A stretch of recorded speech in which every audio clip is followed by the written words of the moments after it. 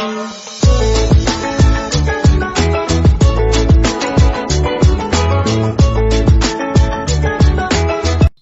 The lord. ప్రభువైన యేసుక్రీస్తు వారు ఈరోజు మనకు అందిస్తున్నటువంటి వాగ్దానం గలతీయులకు రాసిన లేఖ 3వ అధ్యాయం 26వ వచనం.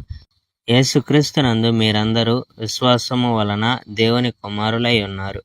మరి అలాగైతే ధర్మశాస్త్రం దేవుని వాగ్దానాలకు విరుద్ధమా? ఎనటి కాదు. ధర్మశాస్త్రానికి అనంత జీవితాన్ని ఇచ్చే శక్తి ఉంటే దాని ద్వారా నీతిమంతులం అయ్యేవాళ్ళం. కానీ లేఖనాల్లో ప్రపంచం పాపాల్లో చిక్కుకుపోయి ఉంది అని రాయబడి ఉంది.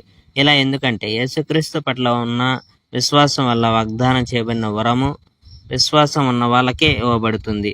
విశ్వాసం లేకముందు మనం ధర్మశాస్త్రం యొక్క ఖైదీలము. విశ్వాసము మనకు బయలుపడేదాకా మనం ఖైదీలుగా ఉన్నాము. మనము విశ్వాసం ద్వారా నీతిమంతులం కావడానికి, మనల్ని క్రీస్తు దగ్గరకు పిలుచుకు వెళ్ళడానికి ఈ ధర్మశాస్త్రం నింపబడింది. ఇప్పుడు ఆ విశ్వాసం వచ్చింది కనుక ధర్మశాస్త్రానికి మనపై ఏమాత్రం అధికారం లేదు. యేసుక్రీస్తులో మీకు విశ్వాసం ఉండడం వల్ల మీరంతా దేవుని పుత్రులయ్యారు.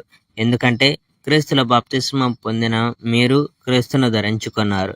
ఇప్పుడు యేసుక్రీస్తులో యూదుడని, యూదుని కానివాడని, బానిసని, యజమాని అని, ఆడ అని, మగ అని వ్యత్యాసం లేదు. క్రీస్తు యేసులో మీరందరూ సమానం. మీరు క్రీస్తుకు చెందితే అబ్రహాము సంతానంగా పరిగణింపబడతారు. దేవుడు అబ్రహాముతో చేసిన వాగ్దానం ప్రకారం దేవుని ఆశీర్వాదాలకు మనం వారసులవుతాం. Praise the Lord. May God bless our India.